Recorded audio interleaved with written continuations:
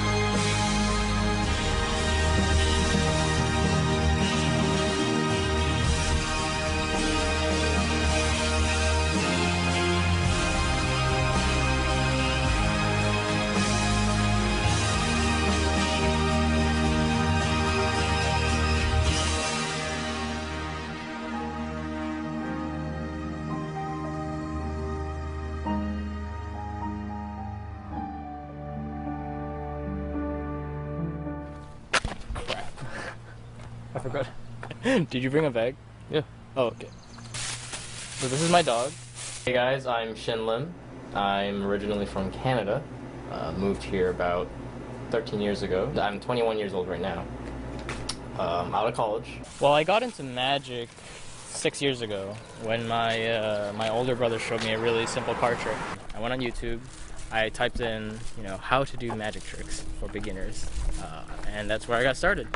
So I learned all the tricks on YouTube, and eventually I started to buy DVDs. I learned everything visually, whether it be through YouTube or an instructional DVD. And boy did he learn.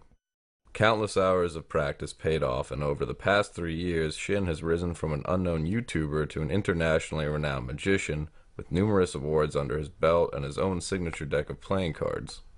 Not to mention a whole host of DVDs published under his name.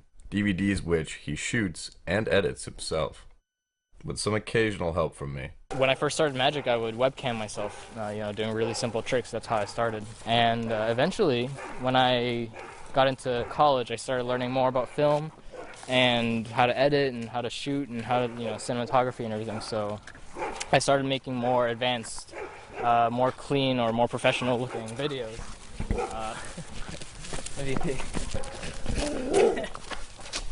I think film and magic go hand in hand, because if you look at Chris Angel, David Blaine, I mean, they use media and film to but to showcase their magic. If they live close by to where I live, then it's easy to obviously go there and shoot them and then edit their material.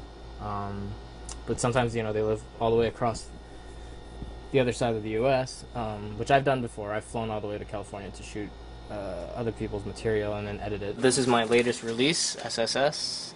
You can check it out on my website or on YouTube. Let's say you made a coin disappear or something. All of a sudden, it'll disappear in a puff of smoke. It's pretty cool. And you don't have to wear sleeves either, which makes it really unique. Now this is one of the perks of being a magician. You have a lot of free time doing lots of different things. This is not a real gun, this is an airsoft gun. Oh, my brother, by the way, he's mowing the lawn right now. That's my older brother. My younger brother's right next to Jason, who's filming. Yeah, so shooting is a lot like magic. Because you set your sight on a target. So for magic, like, you know, you set yourself a target, like whether it be I want to complete a trick, I want to be able to learn a really tough sleight, or I want to be able to finish making a really good routine. And it's like when you hit that spot, you know it, and it feels really, really good. And because you completed your objective and your goal. So yeah, it's a lot like shooting in many ways. So that's why I like magic. So we're actually gonna head over to a performance I'm having tonight. We'll see how that goes. Some of them are magicians and some of them are normal lay people who don't know magic tricks, but they either are friends of the magicians or, you know, family, siblings. So yeah, we'll see how that goes. It's a good mix of people. It's different. It's a different mix, you know. You don't have just the lay person or the magician. You have both. I actually do a lot of shows like this very often. I would like to do more shows, you know, with just people, like at private parties, which I do, and at you know, at maybe even theaters. And right now we're stuck in traffic. This is going to take a while. We might be late for our performance, and that might be a big problem.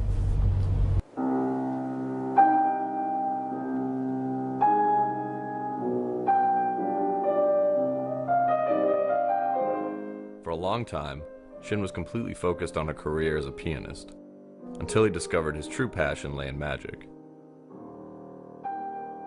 However, as a pianist, Shin was notably gifted, and it's always been easy to tell Shin has incredible finger dexterity and a steady hand. He's naturally talented at drawing as well, though the graphic novel we planned to write never quite got off the ground.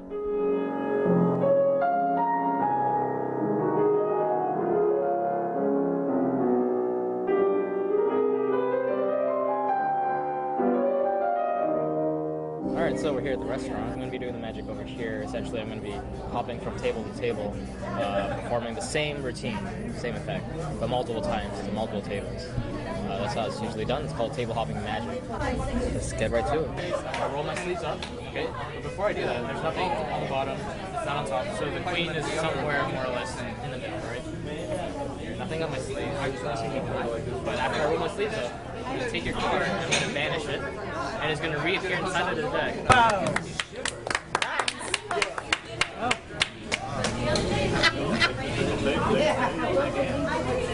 Nice. Very. Don't touch that. So there's a lot of different genres of magic and subgenres. So the two main categories is stage magic and close-up magic. Stage magic is what you see Copperfield or Chris Angel that he does at Cirque du Soleil, or even Penn and Teller, or back in the day Siegfried and Roy with all the animals that they had. So that is stage magic, stage illusions. Close-up magic, on the other hand, is different. And there's a lot of subgenres to close-up magic. There's card magic, there's coin magic, there's street magic. Card magic, which is what I do, is mainly sleight of hand card tricks. So my specialty is cards, because that was actually the cheapest form of, cheapest prop, is a deck of cards. And because I have skinny fingers, they're not actually good for coins, but they're very good for cards. So, because if I had thicker fingers, they wouldn't be very good for cards. You can't really do a lot of the sleights. Do you consider magic an art or entertainment? I consider it both. It's art in a sense that you can create your effects that fit your personality. So, for example, I created my effects that fit the routines that I usually do, and they would fit my style of performing. Now, there are some magicians who, you know, don't create their own effects. They just use other people's effects, for example, maybe the classic effects, and then they would just perform those. So, have you ever seen, you know, obviously the classic vanishing of the coin and, you know, pulling out of someone's ear? That's a very classic effect. Now, you still see some magicians do that, but the good ones are the ones who take it to the next level, and they change it up. Maybe they pull out an even bigger coin, or they pull an apple, or they pull something out of the person's ear. So they just change things up and improve on it. And I think that's what makes it art, because you can put your own twist and your own spin on it. Well, I would like to be remembered.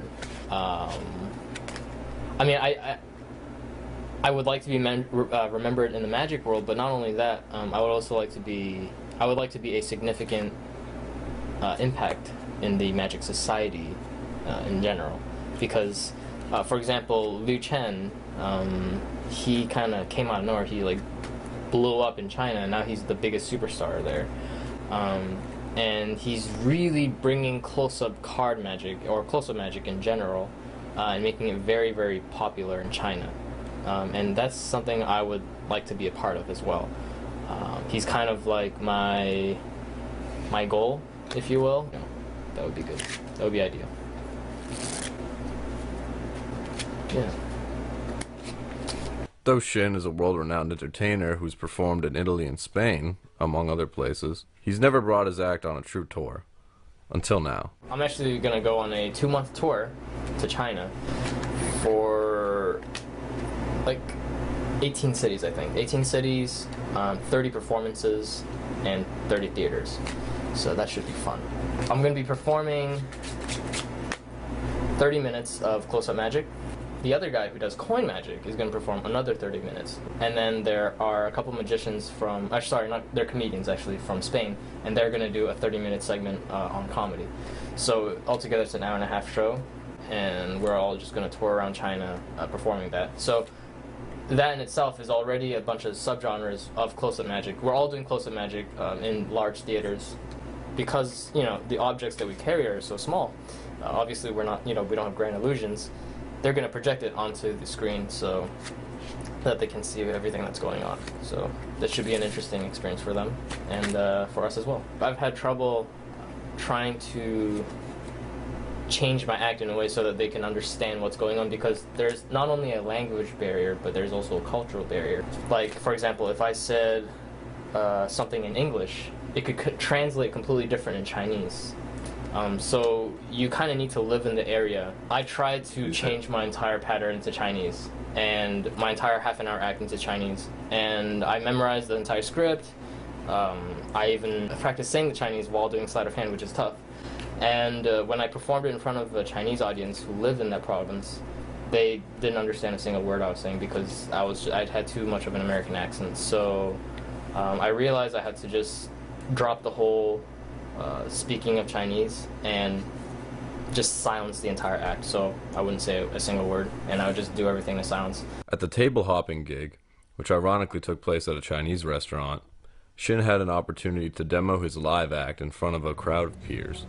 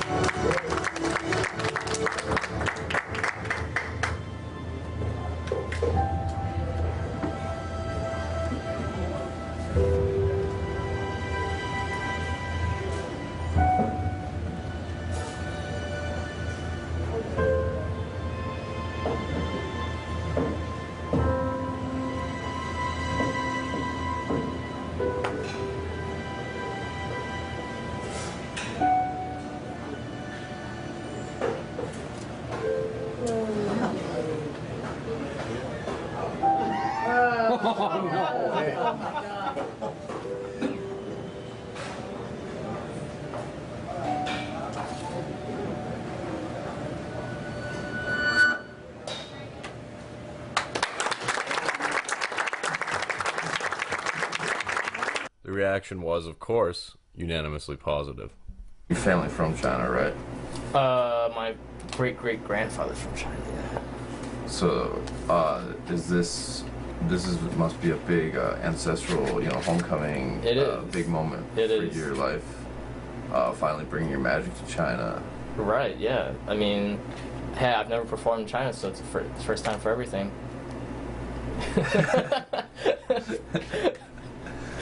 Let's cut it for now. Yeah.